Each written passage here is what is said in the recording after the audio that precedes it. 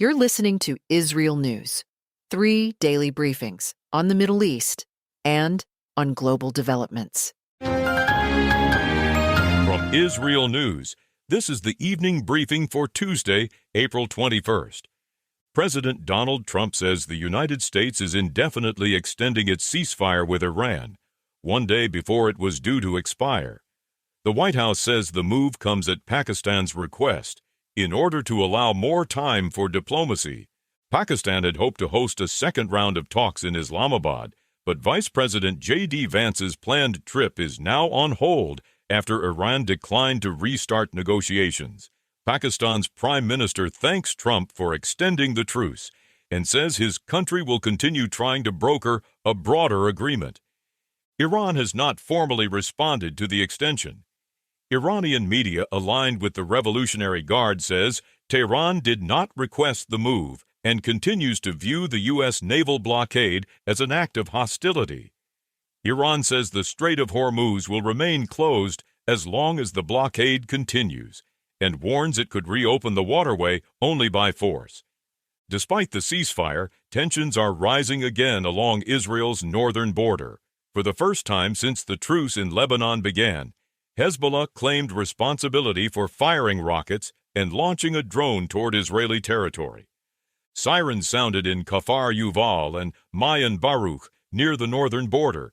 The Israeli military first described the alerts as a false alarm, but later said they were likely triggered by the interception of a drone launched from Lebanon before it crossed into Israel.